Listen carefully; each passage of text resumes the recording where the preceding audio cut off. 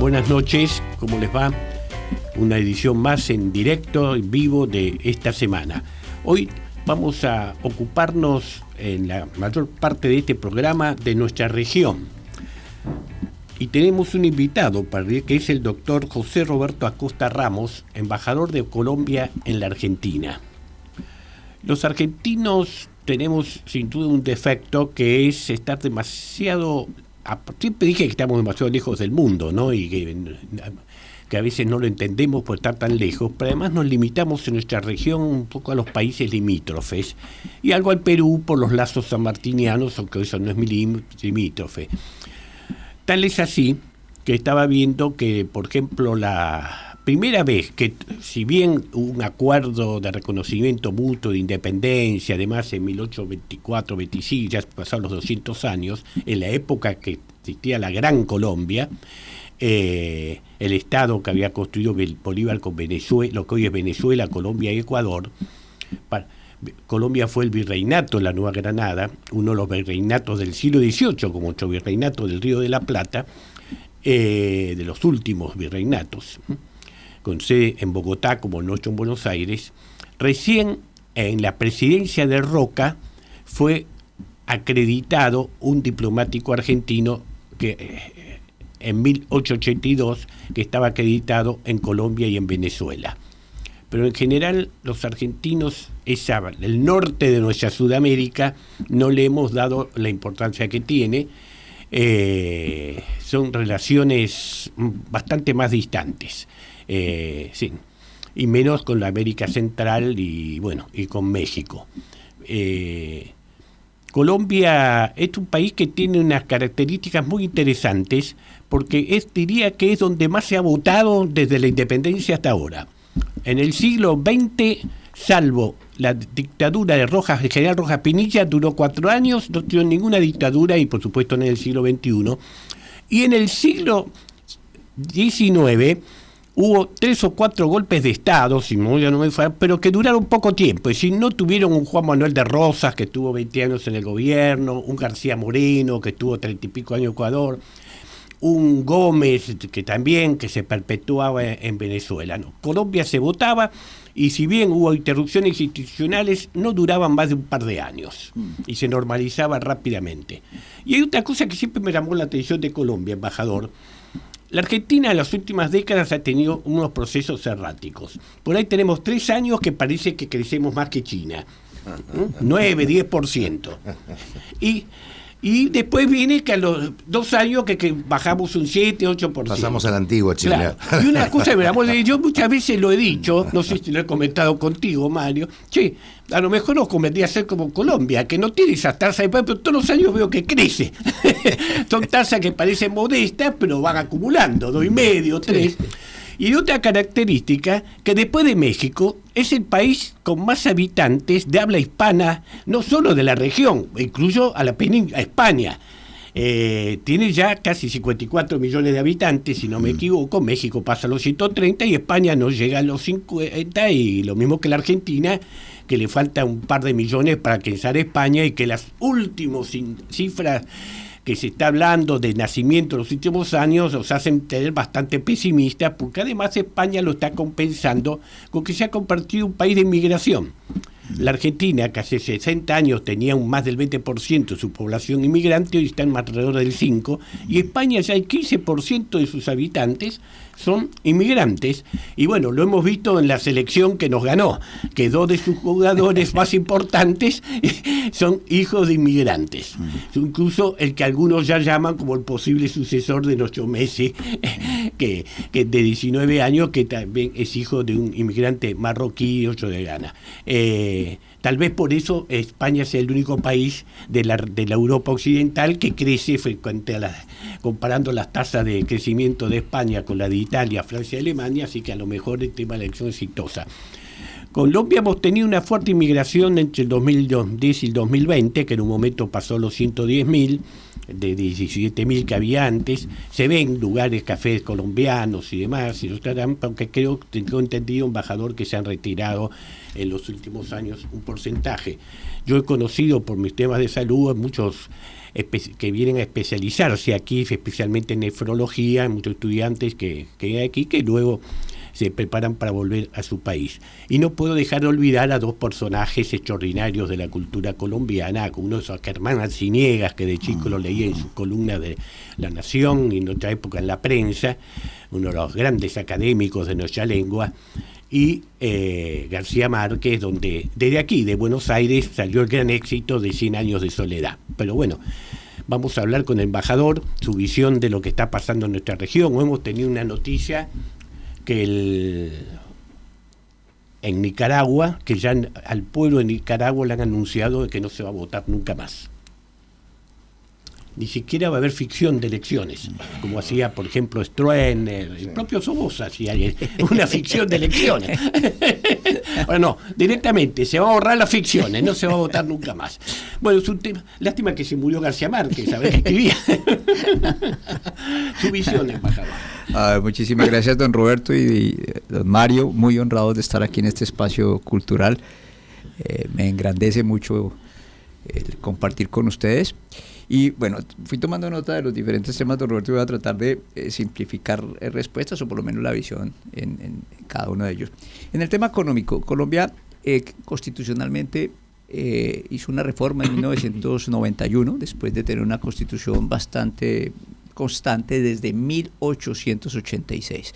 De 1886 a 1991 mantuvimos una sola constitución, eso es algo, habla bien de una constitución. Y después de un movimiento cívico, en el 91 se instaura una nueva constitución, en donde además participaron no solo liberales y conservadores, que eran los partidos tradicionales, sino también un grupo guerrillero como el M-19, que se había desmovilizado dentro de un proceso de paz. Discutido o no, habían entregado las armas para hacer parte de la vida civil, y se logra una carta magna que se caracteriza por ser bastante participativa y garantista en materia de derechos. Se instaura el derecho de tutela o el derecho de amparo, que es un mecanismo de defensa ciudadano, y en materia económica dos hitos claves. Uno desde su inicio, que fue el Banco Central Independiente. En todas las reuniones que he tenido con diplomáticos, con expertos económicos aquí de Argentina y además que invitan de otros países, llegó a la conclusión a algo que de lo que me siento muy orgulloso como colombiano, y es que el Banco Central mantiene en su orden constitucional la independencia y autonomía. La junta directiva está compuesta de 7 miembros y cada presidente solo puede nombrar o cambiar 2 de sus miembros. Está sentado el ministro de Hacienda, entonces de los 7, 2 que cambia el presidente más 1 el ministro de Hacienda, siempre se tendrá solo 3 y los otros 4 de otros gobiernos, para mantener esa independencia y autonomía en la definición del costo del dinero y de las tasas de interés, y obviamente de evitar al máximo, no se ha hecho nunca en Colombia desde el 91, préstamos directos al gobierno para financiar el gasto público, que sabemos genera unas inestabilidades y desequilibrios difíciles de corregir. Y el otro componente también de orden constitucional fue la regla fiscal, esta sí en el 2011, y 20 años después de la Constitución, y ya llevamos 15 años de la regla fiscal, que limita el tamaño de la deuda pública. Sabemos que fue David Ricardo quien mencionaba que la deuda de hoy son los impuestos del mañana, y es de alguna manera a través de la deuda una reforma tributaria por la puerta de atrás. La gente no se percata de que a través del mayor endeudamiento lo que se empeña es el futuro y la obligación de pagar más impuestos. Así que una banca central independiente de la que nos sentimos muy orgullosos, donde todos los presidentes, incluyendo el presidente Petro, que después de 200 años se instaura como el primer presidente de izquierda en Colombia, atacó al Banco Central, pero también lo atacó Uribe, todos lo han atacado. Trump hace poco hizo unos ataques bastante fuertes a Jerome Powell, que era el director de la Reserva Federal norteamericana, y también hasta con el propio Walsh, que es recientemente nombrado bajo su tutela, le ha casi que advertido que las tasas tienen que ir para abajo, pero los mercados, que son están muy por encima de los presidentes, van definiendo también una agenda en ese aspecto. Así que la independencia del Banco Central, que entiendo es una de las iniciativas del actual gobierno, y creo que debe prosperar. Una pequeña pregunta. ¿Cómo definen las funciones del Banco Central? Porque hay países que lo definen como controlar la inflación, otros... Inflación. Sí, inflación. Sí, ahí pues es que las herramientas que tiene el Banco Central son solo la cantidad de dinero y la tasa de interés. O sea, no le pidan más porque son dos herramientas eminentemente monetarias. La FED en Estados Unidos tiene además una misión de mantener el empleo o contener el desempleo. Pero a la larga suena muy lindo en las constituciones y pues de alguna manera es un acicate. Es mediante la tasa. Pero la herramienta es solo la tasa de interés, de pronto la compra de pero bonos no le del puede tesoro. prestar al tesoro. No le puede prestar al tesoro. O lo puede hacer, sí, con el voto unánime de los codirectores. Entonces ahí, cuando Álvaro Uribe propuso la reelección, esos pequeños grandes cambios generaron incertidumbre sobre la banca central, porque fíjense que ya de los 7 tiene al ministro de Hacienda y 4, en periodos repetidos, 4 miembros, con lo cual tendría 5, pero no lograba el voto unánime. Y no hemos tenido todavía voto unánime de los codirectores para un préstamo de emisión hacia el Ministerio de Hacienda o Crédito Público, que es aquí lo del Ministerio de Economía. Eso nos garantiza unas metas de inflación objetivo de un dígito, que pues, por ejemplo, ahorita está disparada la inflación en Colombia y les va a sorprender que diga que está disparada porque está en el 6.20 anual. ¿Cuánto? 6.20 anual, está disparada, está enloquecida anual. Por eso, pues, frente a los estándares argentinos donde está el 1.9, ahorita el último mes o 2. No hay inflación. Pues, para nosotros no hay inflación. Para ustedes eso no es inflación. En cambio, en Colombia sí se despierta un debate enorme y hace que las tasas hayan subido desde 9,5% a 12% hoy día. ¿No? Con un freno en la economía, porque es así de sencillo. Sí, razonable, 20 4 o 5 puntos sobre. Exactamente. Y es un gran patrimonio público el tener esa estabilidad de precios que garantiza una presupuestación empresarial, de los hogares, en materia fiscal, mucho más razonable que cuando hay volatilidades en materia de precios. Entonces, eso respecto a las características económicas de Colombia y que le mantienen también en una senda de crecimiento permanente en la que nosotros recesión, el término recesión, a nivel internacional son 3 trimestres negativos. Sí. En Colombia nunca hemos tenido 3 trimestres negativos, jamás en la historia. Por tanto, el concepto de recesión en Colombia es crecimientos al 1%. Eso ya es recesión a la colombiana. Y eso es un gran beneficio, que estamos también en ese crecimiento o estancamiento secular que se está observando en todas las economías del mundo, que bueno, podríamos aquí dedicarle bastante tiempo a eso. Así que esa es la característica, una de las características de Colombia, y es de orden constitucional.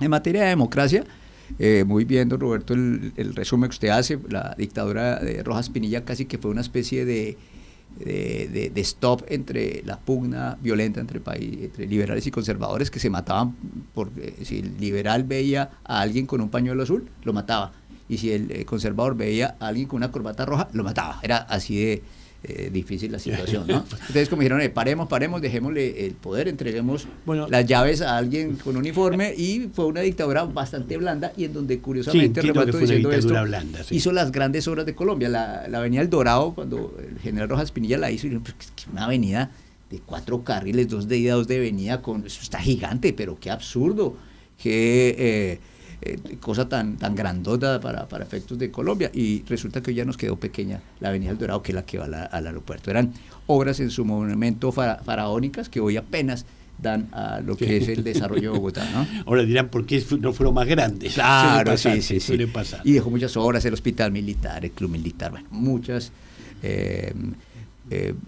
bienes públicos que hoy día extrañamos. Después se reinsertó en el sistema, él se presentó, formó un partido. La ANAPO,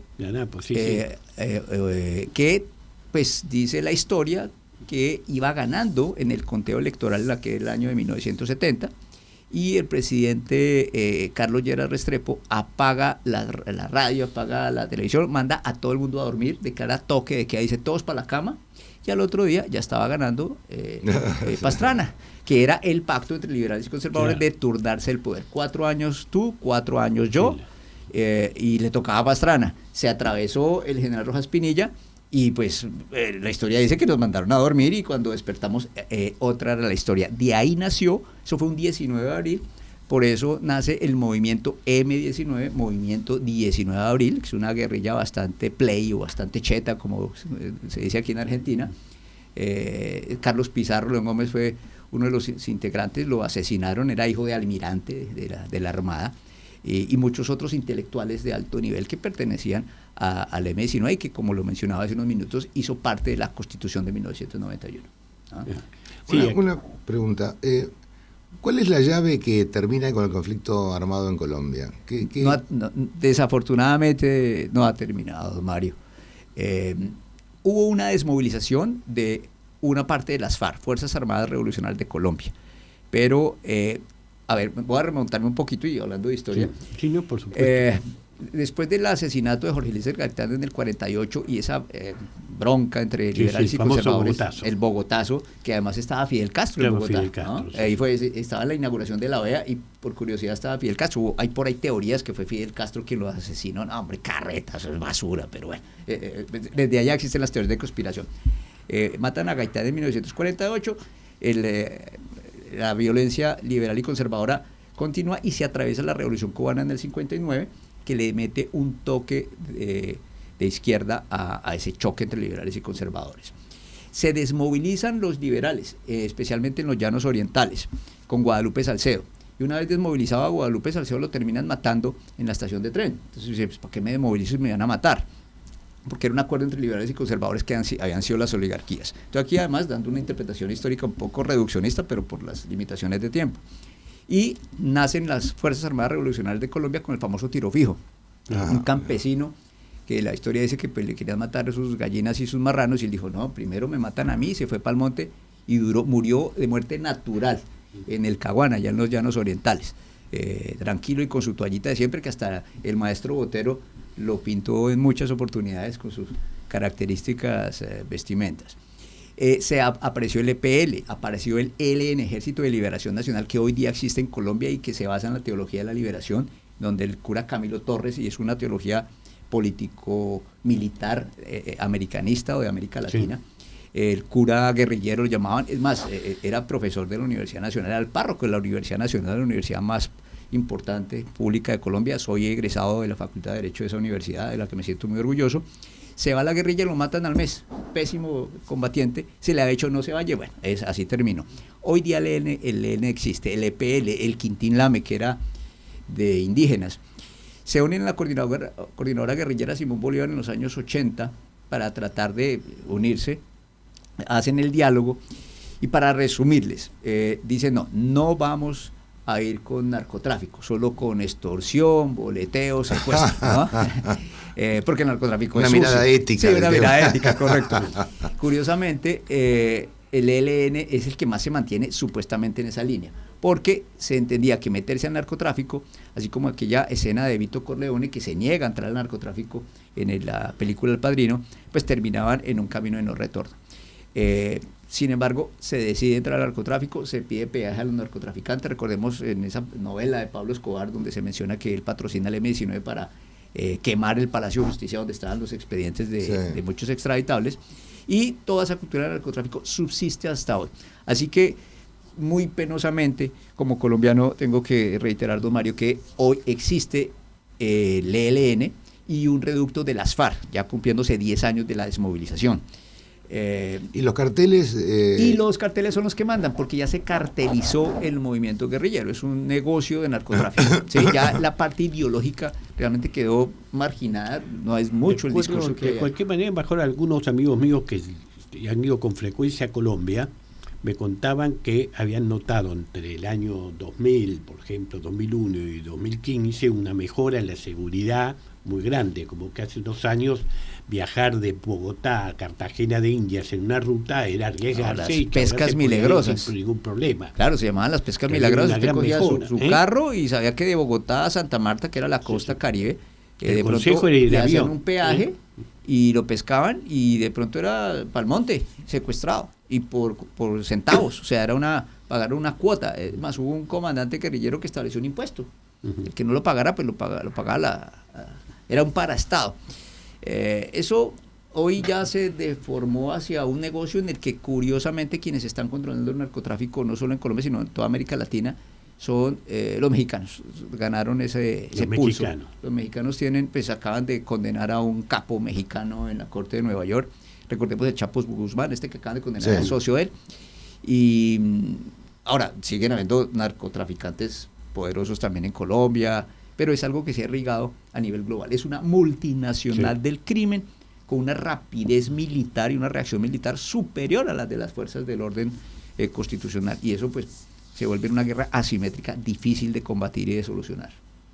Sí, donde tampoco los países consumidores hacen mucho. No, pues yo nunca he visto el primer alias Mr. Jones o Mr. Smith en Wall Street, cuando es allá donde buena parte de los capitales los malos parece se que somos los que estamos al sur del Río Bravo, pero... Exactamente, y pues eso es un doble rasero, sí, ¿no? Que pues se ha discutido mucho y que plantea la necesidad pragmática de legalizar la droga, así como se hizo con el licor en su momento contra Al Capone, o claro, después de que Al Capone terminó. Recordemos que Al Capone terminó preso no por contrabandista de licor, sino por tema de impuestos, ¿no? Sí, la marihuana ya la han legalizado en muchos estados y la verdad es que no se ve nada extraño. Vaya usted a la calle de Nueva York, vaya a Wall Street y verá que queda más drogado que el que está fumando al frente, porque además es por todas las calles Así que se meten su vamos porro. a hacer una pequeña pausa y seguimos.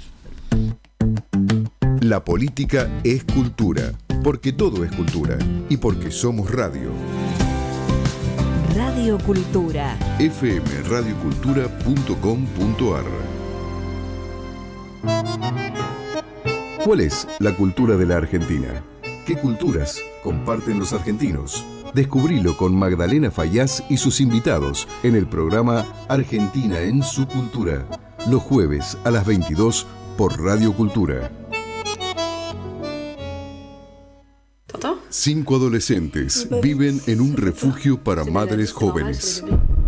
Ellas se criaron en circunstancias difíciles y luchan por construir una vida mejor para ellas y fundamentalmente para sus hijos. Premio al mejor guión. Premio del jurado ecuménico en el Festival de Cannes. La última obra maestra de los grandes directores belgas, Jean-Pierre y Luc Dardenne. Zeta Films presenta en la Argentina Madres Jóvenes. Un film sobre el presente y una mirada al futuro. Madres Jóvenes, un film de Jean-Pierre y Luc Dardenne. Sensacional estreno, jueves 4 de junio, solo en cines. Todos los martes, Fernando Estrada te acompaña en un recorrido por los valores del campo. Martes, 19 horas, por Radio Cultura.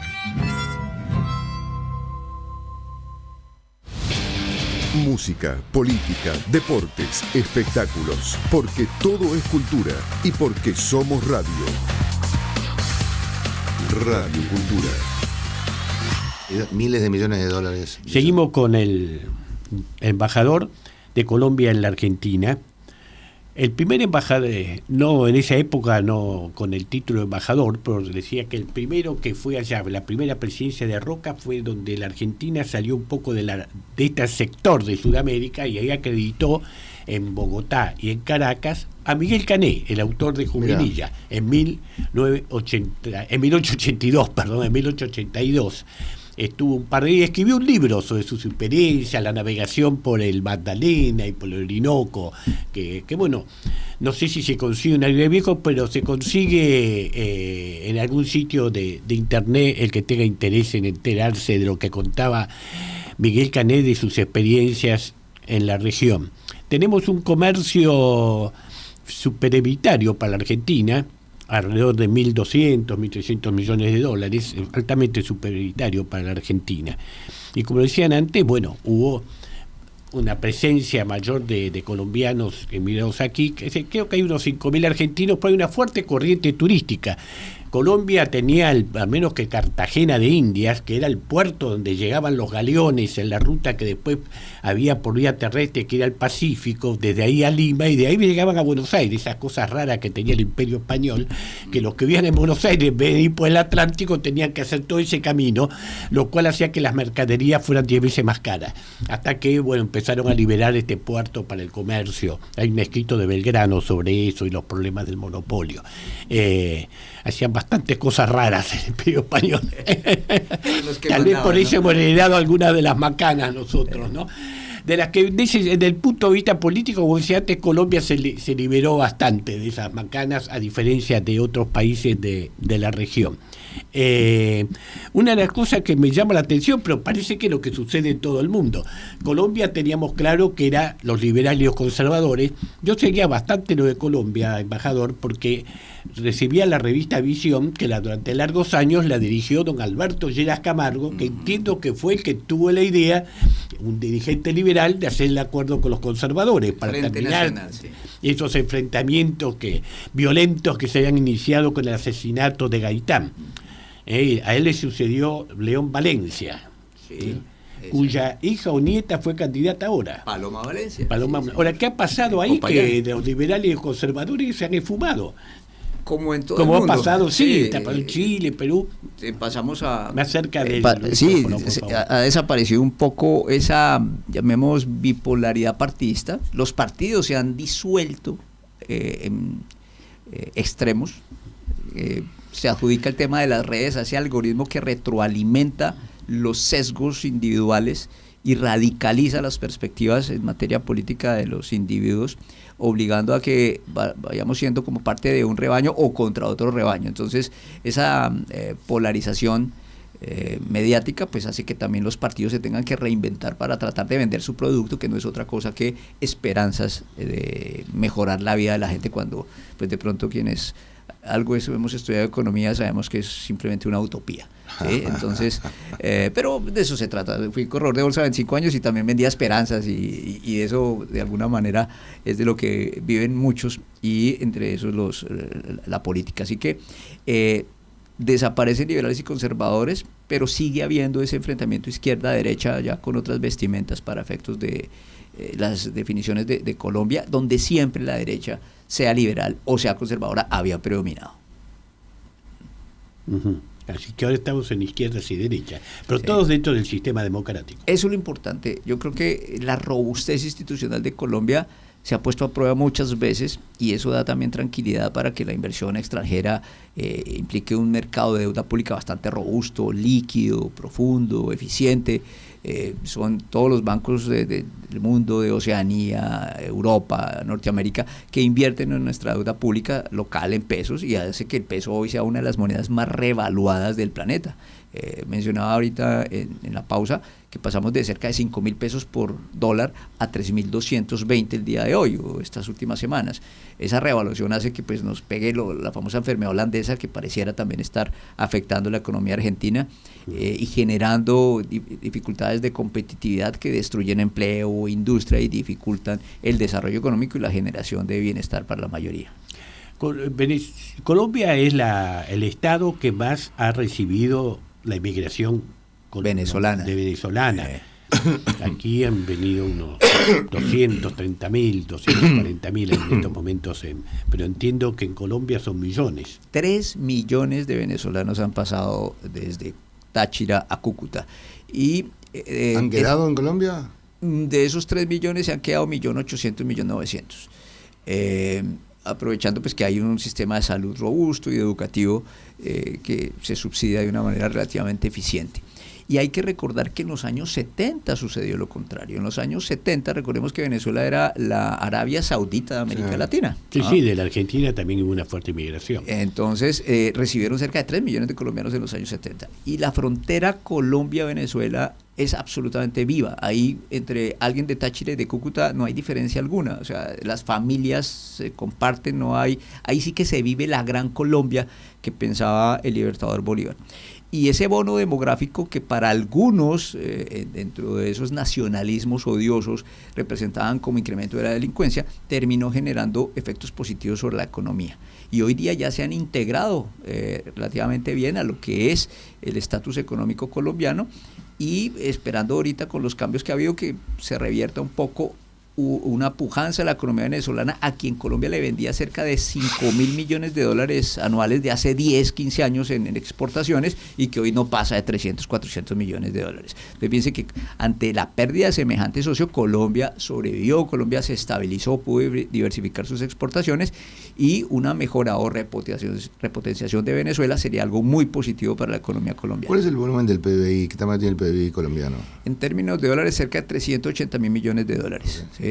Del 60-70% del Producto Interno Bruto argentino, un ingreso per cápita para los 54 millones de colombianos, sin contar la diáspora, que en el exterior puede fácilmente llegar a los 8 millones, de 7.500 millones de dólares en términos corrientes, y en términos constantes, el famoso Big Mac, cerca de unos 18.000 dólares frente a los 60.000 de Estados Unidos. Con sí unas diferencias económicas, un coeficiente de Gini muy concentrado. Tenemos diferencias que generan precisamente esa violencia y que muy difícilmente se han podido corregir. Es el país del mundo en que los impuestos poco o nada efecto en materia de distribución tienen. ¿Cómo está la relación con Estados Unidos? Sí, ha sido nuestro principal socio comercial, es con quien tenemos superávit, con quien cubrimos el hueco que nos deja Argentina, ¿no? Pero lo importante es que no solo es de lo económico, sino también lo militar. Colombia es una especie de esquina supremamente estratégica. O sea, nosotros tenemos vista al Caribe, al Pacífico, que vamos en la mitad. Es un estado bioceánico, el único en Sudamérica bioceánico. Exactamente, es un hub de comunicaciones, todos los aviones pasan por ahí. Todas las mercancías tienen que de alguna manera, si no es por el canal de Panamá, que fue colombiano, pasar de alguna manera por nuestro país, claro, con una gran biodiversidad. Hay que recordarlo. ¿Ha dejado resentimiento en Colombia el tema de esa intervención estadounidense? Sí, y muchas otras cosas, pero pues fuimos los responsables. ¿Ese estado de Panamá?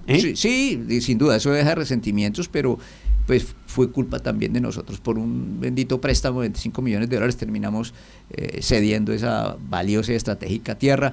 Recordemos todo lo que le costó al general Torrijos recuperar el canal de Panamá en ese tratado con Jimmy Carter, todo lo que sucedió después con el dictador Noriega. Bueno, ha sido también un sitio estratégico, y ahorita el interés de Estados Unidos de tomar el canal de Panamá desconociendo esos tratados Noriega-Carter. Entonces es una zona súper clave, y donde por la hermandad que tenemos con Venezuela y los recursos naturales de ambos países termina siendo supremamente apetecido por las diferentes potencias, incluyendo China, que también ha entrado con pie fuerte en el país. Sí, usted sabe que el señor Urnequian, el titular del Producto 2000, él dice que Colombia es el país potencialmente más rico de la región.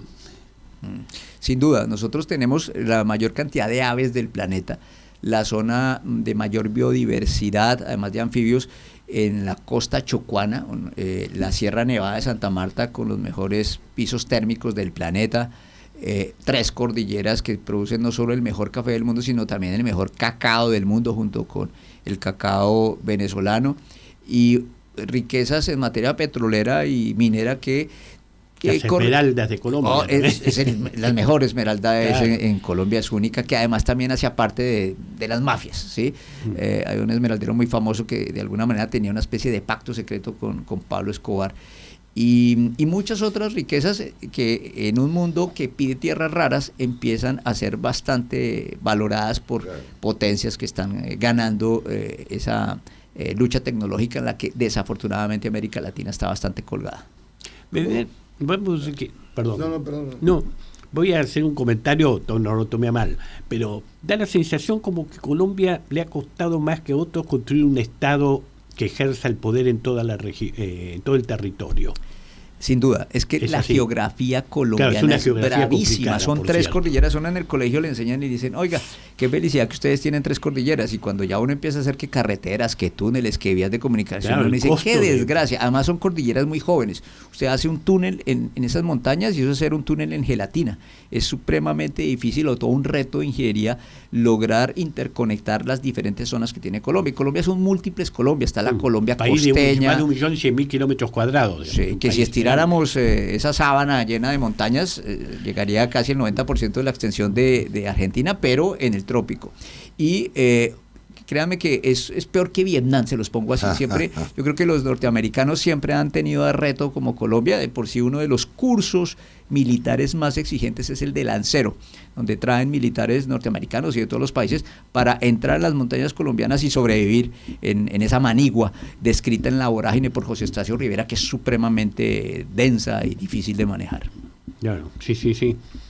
Pero hay que ver, la geografía es un elemento que a veces nos olvidamos, pero que la geografía y la demografía siempre hay que tomar en cuenta cuando pensamos sobre un país, cuando pensamos qué soluciones puede haber, o cuando queremos enterar como ese, así, de conocer otros lugares del mundo, y es un gran condicionante, para bien o para mal, pero bueno, son los desafíos que la política tiene que afrontar. Es lo que hay, como decía. Es lo que hay, son los desafíos. Siempre se nos pinta como Suiza, pero el tema de ingeniería, las montañas suizas tienen roca, son mucho más fáciles de mantener con un túnel. En Colombia hay vías que sabemos que con una lluvia mediana implican derrumbes, cortando líneas de acceso y canales logísticos para regiones importantes y densamente pobladas del país. Sí, uno cuando conoce, yo tuve una experiencia, cuando decía hace un rato que hace 21 años estuve en Bolivia y conocí ahí al presidente Samper, que estaba en la misión de la OEA que fiscalizaba el proceso electoral boliviano. Y bueno, tuve 3 semanas recorriendo territorios, yendo al otro, en mis funciones ahí en la OEA, una geografía también, me decía que ahí me di cuenta de las dificultades que tuvo el ejército del norte y del Alto Perú porque es muy fácil decir qué pasó. Cuando uno conoce el territorio, el terreno comprende... Ahora, en Bolivia lo que es muy interesante es ver lo mismo que tú señalabas de la frontera, que es una... Son varias cordilleras que hay que atravesar. Digamos, pero la integración de gente, de las familias, cuando vas por el Titicaca arriba, sí, ves que la gente a caballo va el domingo a comer a la casa de los primos que están en Perú. Y vuelve a la tarde. O sea, la frontera es una línea que está en un imaginaria, mapa, total. Totalmente imaginaria, no hay frontera. Sí, lo mismo pasa en la frontera cientos de kilómetros con Bolivia. Pero además digo, viajar, por ejemplo, de Potosí a La Paz por vía terrestre es atravesar varias cordilleras, no es que uno dice que usted dice los Andes. Porque Chile dice, no, pues Bolívar atravesó el páramo de Pisba, que es una de las grandes proezas militares para llegar a Boyacá. De lo contrario no hubiéramos tenido esa batalla que nos dio la libertad, y a lomo de mula y caballo, que pues, todo el mundo habla del perro como el mejor amigo del hombre, pero yo que soy amante de los caballos y especialmente de los caballos argentinos, es el principal socio que ha tenido la humanidad para expandir la civilización. O sea, para mí, más que un amigo, ha sido un socio, un camarada firme el del caballo. Y especialmente aquí en Argentina, donde el salario bajo. Sí, además, sí, absolutamente. Ahí está la nobleza del caballo, ¿no? Sí. Es donde ustedes tienen caballo de polo con el mejor polista del planeta, como Adolfo Cambiaso. Tienen al frente el hipódromo de Palermo con grandes caballos de carreras, tienen caballos deportivos de salto y adiestramiento. Acabo de comprar uno para llevar a Colombia, para mi hija que le gusta ese deporte. Ojalá hubiera sido un deporte más barato, pero bueno, aquí se consiguen los mejores caballos. Hemos tenido un polista de alto handicap con nosotros, colombiano, en Narváez. Sí, cómo no, que el polo es mucho más elitista en Colombia que en Argentina.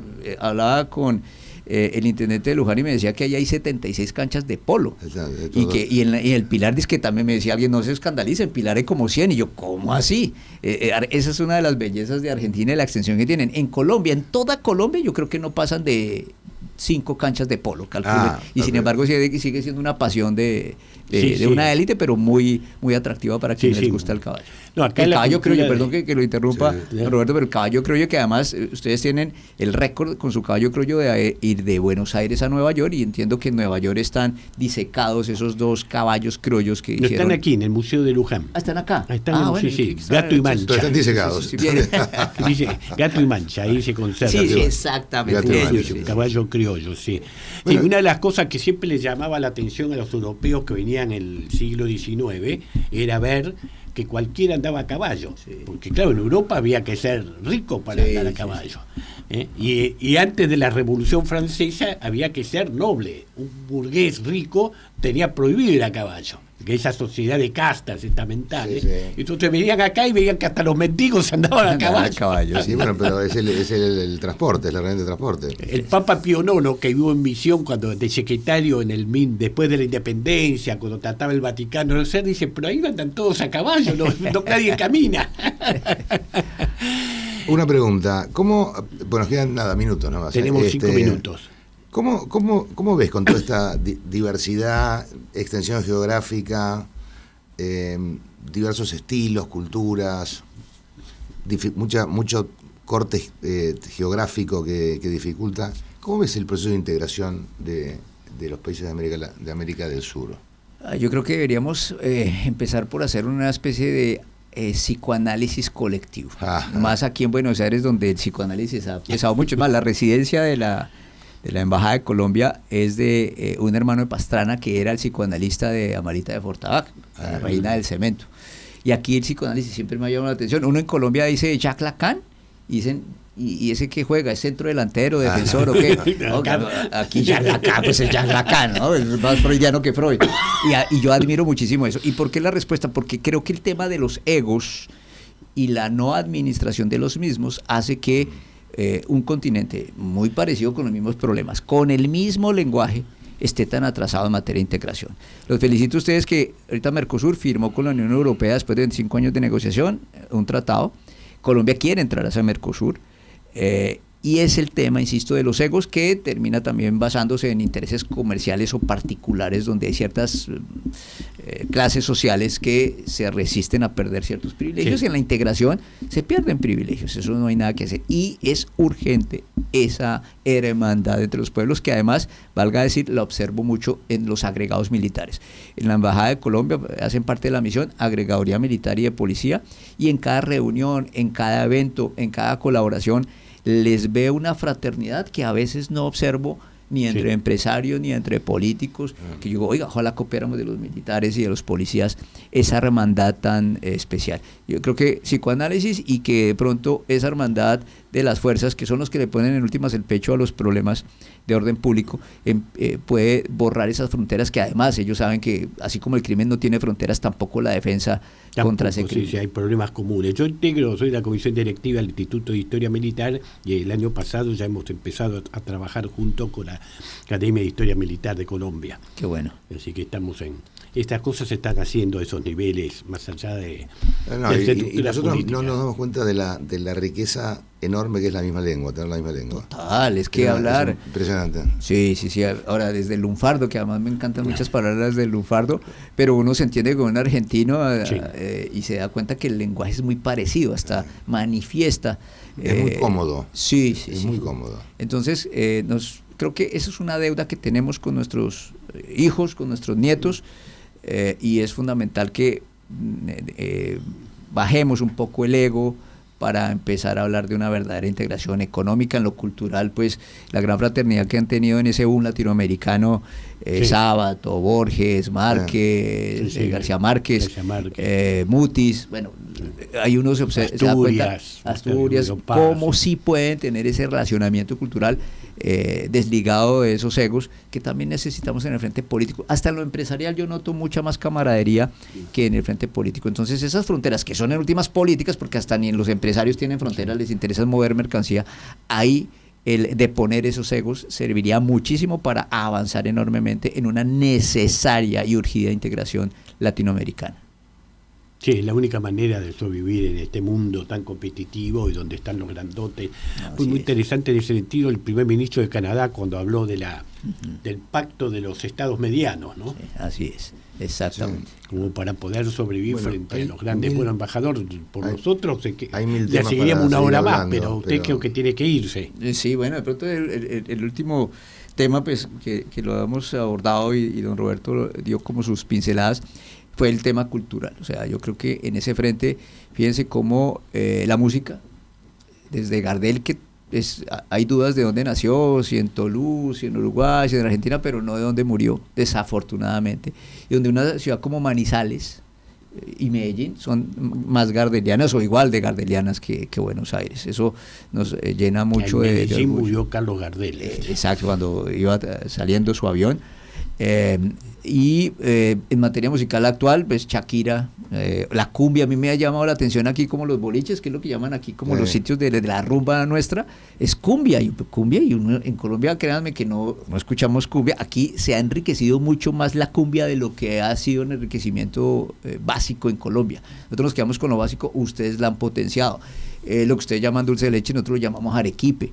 También tenemos las empanadas, no tan jugosas y grandotas como Argentina, pero nuestras propias empanadas de pipián, que León Valencia las pedía en su avión presidencial desde Popayán para Bogotá, porque le encantaban las empanaditas de pipián, y así los mismos caballos, que es el caballo de paso criollo colombiano, mientras ustedes tienen una diversidad mucho mayor. Entonces son tantas las cosas que nos unen que verdaderamente en muchos niveles ya estamos integrados.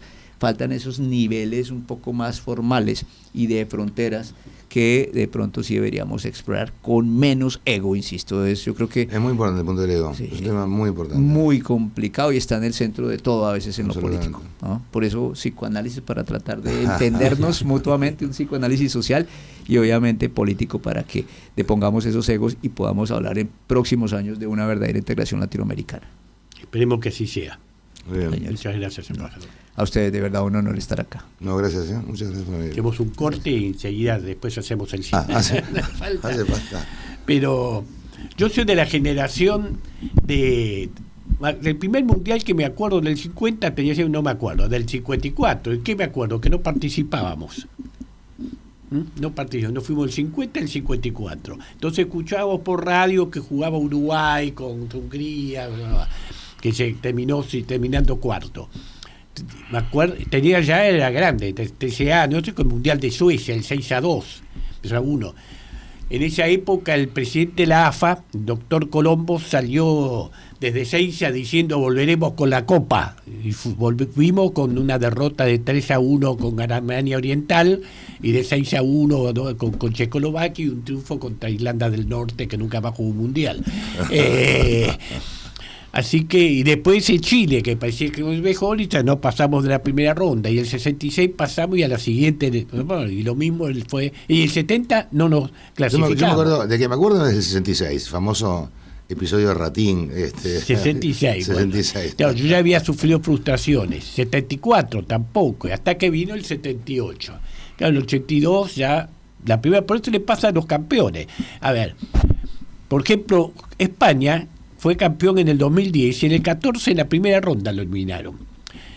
Así que también hay que destacar eso, que en el 86, cuando fuimos campeones, no en nuestra casa, sino en México, en el 90 salimos subcampeones y no fuimos eliminados en la primera ronda, y ahora también. Hoy leí algo que me pareció una muy buena observación. El periodista escribía que Argentina está obligada a replantearse todo el tema selección, porque en los últimos 12 mundiales, en 10 tuvo en una época a Maradona y en otra época a Messi. Estos dos genios están desaparecidos, claro. Ya está.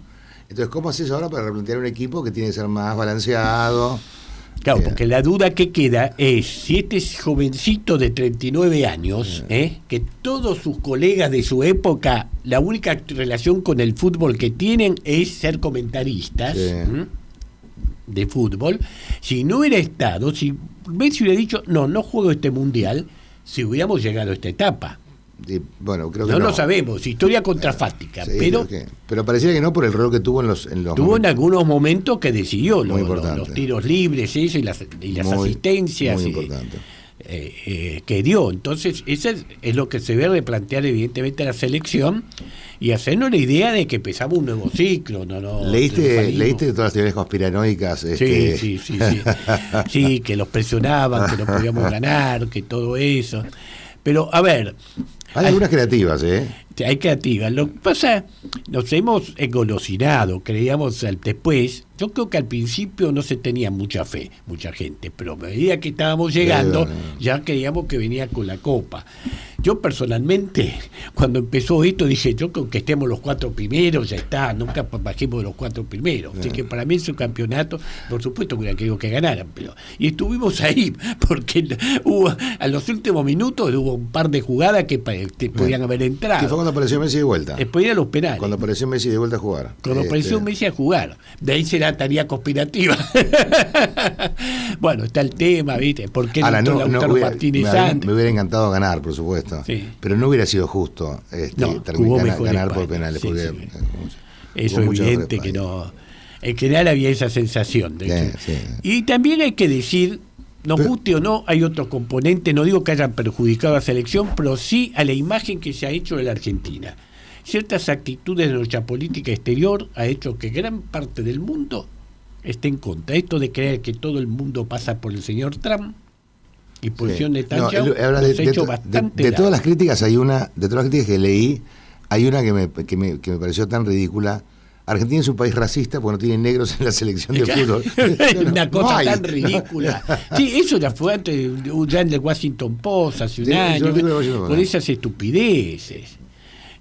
Porque no hay... Absolutamente idiota. Mira, yo ayer, que me tocó como presidente del Club Francés, el Centro de la Fiesta Patria, en mi discurso señalé que este país, que San Martín había elegido el modelo de Napoleón, que era el del mérito, a diferencia del ejército español que se compraban los ascensos. o tenías que ser hijo de un duque y te ascendían aunque fueras un inútil. Este país que se formó eran regimientos con libertos, con esclavos, varios de ellos, por mérito, fueron oficiales y 2 o 3 llegaron a coroneles. Y eran negros africanos o hijos de esclavos negros africanos, y eran coroneles en el ejército nuestro, el ejército de los Andes. Uno de ellos, más famoso, Barcala, en Mendoza está lleno de cárcel, que después lo mató el fraile Aldao por un tema de las guerras civiles. Facundo Quiroga lo respetó. Estaba en las tropas de la Madrid, en la Ciudadela. Facundo Quiroga tenía una gran cualidad. A todos los que habían peleado en el ejército de los Andes, cuando después estaban en el ejército, en la guerra civil, en el enemigo del ejército unitario, siempre los respetó. No. Le salvaba la vida. Y le salvó la vida y dijo, cuídese de Aldao, que no se la va a respetar, cuando lo liberó ahí en Tucumán. Y lo liquidó Aldao. Sí, pero este país tuvo coroneles negros en 1818, 1819, así que tratarnos de racistas es realmente una estupidez. Bueno, el problema es que esa población se fue mezclando. No extinguieron, lógico, pero por eso que no hay negros en la selección. Posiblemente dentro de 20 años, porque con África es el único país que no baja la natalidad, así que en cualquier momento empiezan a cruzar las balsas para acá. Eso va a ser inevitable. Pero yo me quedé pensando, digo, la verdad que si recorren todos los clubes de fútbol de la Argentina, posiblemente no encuentren ningún negro jugando. Sí. Habrá uno a lo mejor en algún lugar, pero por eso no hay población negra. Es que no la hay la población, son muy poquitos. Hay otro país que no tiene negro, por ejemplo, es Bolivia. No. Y ahí va mucho, para las minas de Potosí. Yo estuve en Potosí, cuando fui observador de la DEA. ¿Qué pasaba? ¿Sabés cuánto vivían los negros en Potosí? El promedio, trabajando en la Casa de la Moneda, moviendo los trapiches, 6 meses. Por eso no hay negros. Por acá no tuvimos economía de plantación. No. Entonces, eso es lo que sí vinieron, pues no la cantidad que tuvo Brasil, que era la economía de los cafetales, de los azucareros, del cacao, las islas, eso, simplemente. Bueno, estamos llegando. Bueno, será hasta el próximo martes, un programa distinto esta vez. El próximo martes lo vamos a tener a Jesús Rodríguez. Ya la vez pasada lo tuvimos a Jorge Argüello. Yo le dije que lo había invitado, entre otras cosas, aparte de ser amigo, porque tenía una cualidad. Era de los pocos políticos que podíamos decir que estudió, que trató de capacitarse, que no solamente se limitaba a la disputa del poder. Y por eso lo he invitado ahora a Jesús Rodríguez, que diría que en el radicalismo es una personalidad parecida a Jorge Argüello, un hombre estudioso que trata de aprender todos los días qué es lo que debe ser a los que se dedican a esa actividad que fue definida como un noble, pero hoy desprestigiada, y la verdad que con mucha razón de que esté desprestigiada. Hasta el martes. Hasta el martes.